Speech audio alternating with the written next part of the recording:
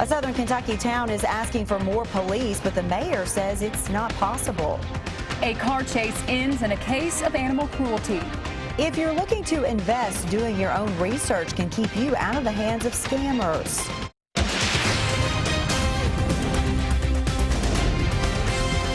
This is WKYT News at 5:30. Good evening to you, and thanks for watching WKYT. Sam has the night off. People in a southern Kentucky town say their community desperately needs more police protection, but the mayor says hiring an officer just isn't possible. Brodhead has not had a full-time municipal officer in at least a decade, and city officials say it's not likely to change anytime soon. Some business owners say more law enforcement is needed, but others say it won't help the problem. WKYT's Phil Pendleton spoke to people on both sides of the debate. It's our top story at 5:30. Brodhead has about 1,200 residents, but some people say it needs at least one more, a person carrying a badge. David Collins says the town needs a patrolman because of a problem he saw early on Easter Sunday. There were 23 people at 3:30 in the morning with backpacks running through this town. He says the town's homeless population is growing, and he believes some of them are turning to crime and drugs. You can't walk up the street without someone bumping into you, trying to bum you or steal something off of you constantly. Collins and others believe a full-time policeman could solve many of those problems, but the mayor says the town cannot afford the $80,000 in yearly costs. A cruiser and salary an officer would take because the town doesn't have the tax revenue it once did. Kay Shelton agrees there's a drug problem, but says another officer isn't the answer. State police, we have sheriff's department that are in this town constantly. Some have started a petition to hire an officer. Luther Rose had it in his store for a while and signed it. There's a guy in here yesterday morning, broke into his garage. I don't know where he ever even called the police or not. The mayor says the city council is looking at possibly hiring a part-time officer. The taxpayers in this town don't pay enough taxes for us to have a policeman full-time. The mayor says even if they had an officer on every street corner, he says the town would still have many of the same issues it does now. In Rockcastle County, Phil Pendleton, WKYT. The Brodhead mayor tells us that the town's population has grown older and many have the homestead exemption, meaning they don't pay as much in taxes, which is where the city gets most of its revenue. We're learning more information tonight about a deadly shooting involving a Lexington firefighter. Investigators say 39-year-old Mark Sawoff was shot in Harlan County last night. Sawoff had been arrested in June after investigators say he put explosives in trail cameras. Police now say a Lexington firefighter shot Sawoff during a joint operation with state police, the ATF, and Lexington police and firefighters. We'll have the latest on the investigation on WKYT News at 6. A man is facing charges after a car chase ends in a case of animal cruelty. Our county-by-county coverage at 5:30 begins in Edmonson County. Police say after an argument, Calvin Dennis sped away from a parking lot in Oakland, dragging his dog that had gotten caught behind his rear axle. Police chased him to a fire department after dragging his dog for 15 to 20 miles. He put an innocent dog at risk for no reason. I mean, if you're going to take your dog to anywhere, to work or anything like that, you're responsible for that dog at all times. Dennis faces DUI and drug charges along with charges of animal torture. In Laurel County, a man hit by an SUV last week has died. The Laurel County Sheriff's Office says 55-year-old Clarendon Smith ran into the path of an SUV while trying to cross US 25 on Wednesday, August 3rd. He was airlifted to UK hospital in critical condition. Police say he died yesterday at Baptist Health Corbin from his injuries. And in Magoffin County, a new overpass on the Mountain Parkway is now open. The new overpass is near mile point 70 of the Mountain Parkway, about 5 miles west of Salyersville. Construction workers will continue to widen the parkway near the Gifford Road interchange, which has not yet opened to traffic. 2 years ago, Kentucky lawmakers approved the 10-year, $753 million project to widen a 46-mile stretch of the parkway.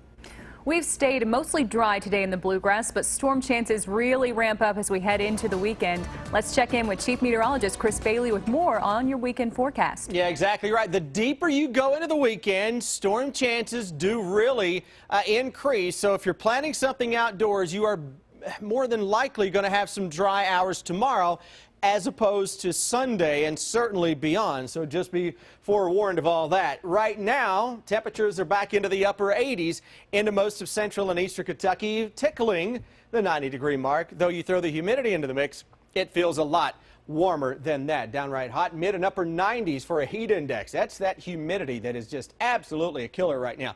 We go into southeastern Kentucky, a little isolated shower on the Clay and Laurel County line. As expected, thunder and lightning now showing up into the mountains of eastern Kentucky. Not so much in the bluegrass region, though we did have a little bit of cloud cover and some isolated showers earlier across the Lexington metro. Those tropical clouds go all the way to the Gulf of Mexico, where you've got a nice little spin showing up on top of Louisiana. And that low is going to basically work its way up the Mississippi River and then turn the corner toward the Ohio Valley as we go through the next 4 or 5 days. What will that mean for Kentucky? Rounds of storms will increase. That will give us the possibility of heavy rounds of rain and a local flash flood threat. Coming up here in a little under 10 minutes, we'll highlight who has the best chance of seeing the excessive rain amounts. That's again in a few. A group of African-American writers in Lexington have rejected an award from Governor Bevin's administration. The Appalachian poets were announced as the winner of the 2016 Governor's Award in the Arts on Wednesday. In a statement posted on Facebook today, the group cited Governor Bevin's positions on education and humanities, among other issues, for why they were rejecting the award. The Appalachian poets were founded in 1991 by a group of writers, including former Kentucky Poet Laureate Frank X. Walker. If you are looking to invest your hard-earned money, the words guaranteed profits can be pretty powerful. But as Sam Dick shows us, there are no sure things in investing, and no matter how well you think you know the people involved, it never hurts to do your own research. He says, well, it's a great opportunity for investment. The money's right. We've got 5 wells up and running, producing, and I can send you all the information on this. So this former oil man thought he had nothing to lose by reading the information. The guy was pretty persistent, so he sent me a sheet telling me, here you can buy into 10%, 15, 20% of these 5 wells that's producing. Here's what you're going to get every month, royalty, guaranteed. Guaranteed is a powerful word, and Rayburn had recently heard of people making a lot of money in the oil and gas field. He decided to invest along with 200 other people. After the first 30 days, he expected a residual check. First month went by, I got nothing. He called repeatedly. No one was answering the phone. Postal inspectors traced the oil and gas fraud to John G. Westeen and his team of hired telemarketers. These guys are charming. They somehow seem to be able to befriend people, talk their way into people's lives. They're good at getting things for nothing or for cheap. Inspectors say Westeen was using the money for himself. We seized 4 vehicles in the Los Angeles area. 3 of those were Bentleys and 1 was a Mercedes. Another discovery, Westeen was already on probation when he was arrested in this case. He served more than 20 years in federal prison for running, in essence, the same type of scheme. He went to prison back in '91, so within months he was back at it upon release from prison. I don't think he knows any better. Many of the victims were devastated by the crime. It just made me mad. I wanted to see them punished, and I met a couple of the witnesses down there also, and some of these people really couldn't afford to lose their money. That was our Sam Dick reporting. Postal inspectors recommend everyone doing their own due diligence when it comes to investing. Check the company on the internet and with the Better Business Bureau to see if there are any formal complaints. Work to install a new traffic signal at a busy Lexington intersection has been postponed once again. We'll tell you why coming up on WKYT. I'm Bill Bryant. A Kentucky sheriff is stepping down and reflecting on 30 years in law enforcement. Donald Trump says he was joking when he called President Obama the founder of ISIS. And Hillary Clinton releases her income tax returns. The bottom line is ahead. And police say a man wanted for crimes in 2 Kentucky counties is now in the hospital after being hit by an SUV. We'll have the latest on that story on WKYT News at 6. Keep up with the latest news on WKYT.com. Join the conversation on Twitter and become a part of the WKYT Facebook family. A Kentucky sheriff is hanging up his badge after 30 years on the job. And Donald Trump is taking back comments he made against President Obama. Bill Bryant has the details in the bottom line. Good evening. After more than 30 years in law enforcement and 12 years as the elected sheriff, Anderson County's Troy Young is hanging up his badge at the end of the month. Young was selected Kentucky's Sheriff of the Year in 2011. He says you just wake up one day and know when it's time to go. He reflected on changes in policing and community relations during an interview with me for this weekend's edition of Kentucky Newsmakers. And I asked him what he's proudest of in his years of service to Anderson County. Wow, that's quite a question. Probably that everyone's gone home safe. There's not a night that goes by that I don't wake up and worried about our first responders, whether it be our fire, our EMS, or law enforcement, that everyone gets home safe, that we've been involved with the community. And a lot of the programs that we do, our DARE program is still up and running strong, that we started 27, 28 years ago. Also on Kentucky Newsmakers, we talk with Fayette County educators about the fact that English is not the primary language spoken in the homes of 18% of the district students. And businessman Alan Stein stops by to talk about a major national award for Commerce Lexington. Kentucky Newsmakers airs Sunday morning at 6 on WKYT. It repeats Sunday at 10 a.m. on the CW Lexington. Set your DVR or catch it then. Republican Donald Trump is now saying that his description of President Barack Obama as the founder of the Islamic State group ISIS was sarcasm. At a rally Wednesday, Trump said that Obama is the founder of ISIS. He repeated that in 2 interviews Thursday and called Hillary Clinton the co-founder. But today he tweeted that reporters have taken it too seriously, asking the question, don't they get sarcasm?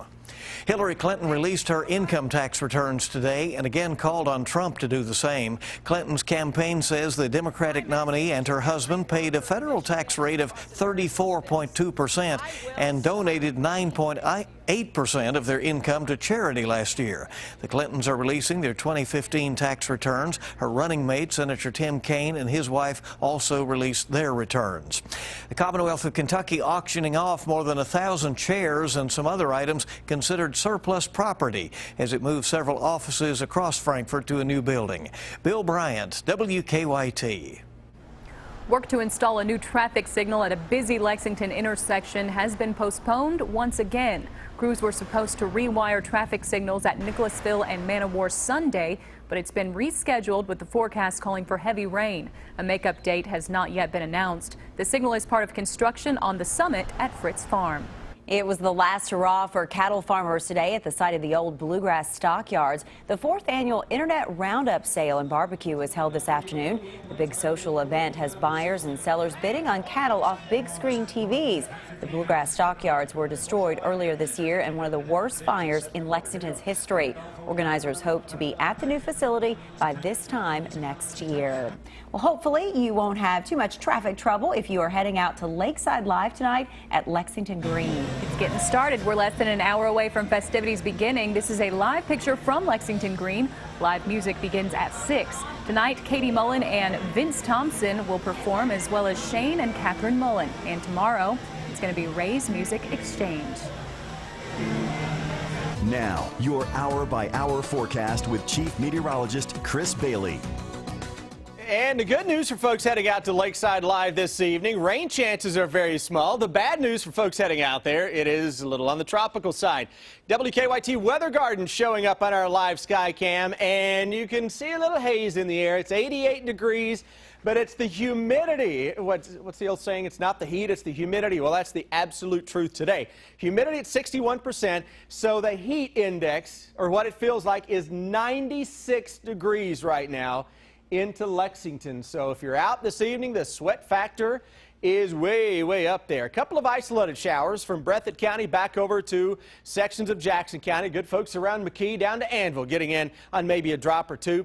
Paintsville, Louisa, US 23 corridor, Eastern Kentucky, Bluegrass region, Lexington Metro Had a couple of dark clouds zip through here a little earlier. Did not produce much outside of a couple of sprinkles, but additional showers and thunderstorms lining up from the Tennessee Valley into the Gulf of Mexico. And I am still 3 days in a row now talking about this slow-moving swirl that is right on top of the Gulf of Mexico, right on the Gulf Coast here. This time, 2 days ago, it was across the Florida Panhandle. Yesterday, it was near southern Mississippi. And now it is across parts of Louisiana. That is going to throw moisture to the north and across the Ohio Valley in the coming days. Hour-by-hour forecast. Concentrate on our Saturday. Similar to today with temperatures, a lot of upper 80s, but it will feel like it's in the 90s. So, again, we're going to sweat it out together tomorrow. Tomorrow, though, will feature a better threat for some showers and thunderstorms as our flow meets up with a slow-moving front that's going to put the brakes on across the Mississippi Valley into the Ohio Valley. Exactly where that decides to stall out is the determining factor on who gets absolutely soaked. You don't want this front anywhere close to you over the next 4 or 5 days. If that front does come a little farther to the east across Kentucky, you're talking about the possibility of some rainfall amounts of greater than 5-6 inches. Some areas along this boundary, wherever it sets up, hopefully to our west, may pick up double-digit rains over the next week. Crazy stuff. Around here, Saturday, Sunday, Monday, Tuesday, it is all about the possibility of some local flash flooding. Some of the newer computer models that are coming in are now trying to push that front a little farther to the east. This is just the weekend. This is just from now through Monday for parts of the area. Some 6 and 7 inch amounts showing up on this model to the southwest of Louisville. And again, the earlier run with that was a little farther to the west. And in dealing with situations like this in the past, I've noticed that the models tend to forecast that too far west and then slowly edge to the east as they lose a little bit of what's known as convective feedback issues. That's just a fancy term for me saying, you know what? The models are struggling with some thunderstorms, and they're trying to pinpoint exactly where those go. Just know that we have the possibility of some heavy rain and high water from Sunday through Tuesday. Boy, we're going to need some time sometime to dry out from all of that. Hopefully that'll come this fall, which now isn't that far away. Yeah, right? Right. Yeah. Come on, fall. Thanks, Chris. Live look at Lexington rush hour traffic. A couple of collisions still working, including the one downtown at Main and Jefferson. That is a non-injury crash. Now we got a stalled car. We're dealing with two on Broadway, just past Angliana. Drive times for now, just checked Harrodsburg Road with a crossover. No problems there. It looks like to Georgetown we're holding at 21 minutes. To Paris about 20 minutes. And Winchester 27. Now back to you in the studio.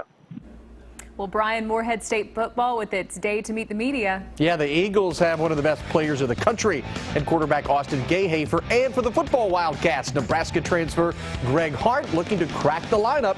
Sports is next.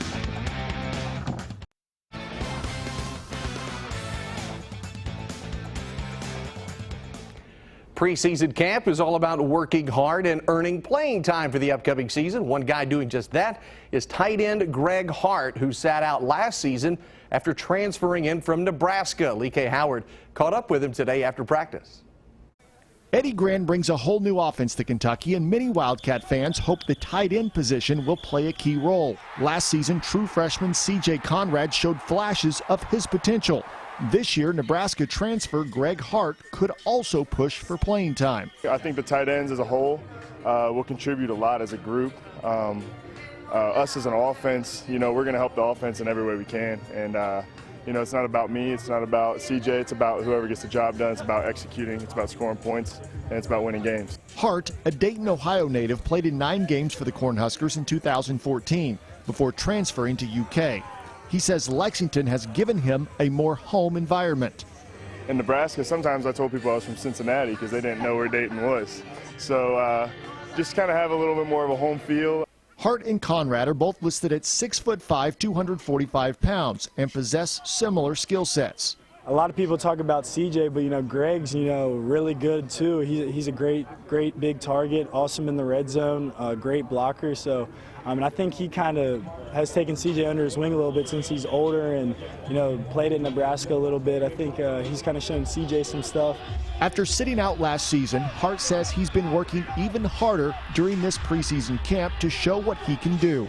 Just being more involved and having to come every single day ready to play, ready to execute. and I've just been waiting for a long time, so I'm excited.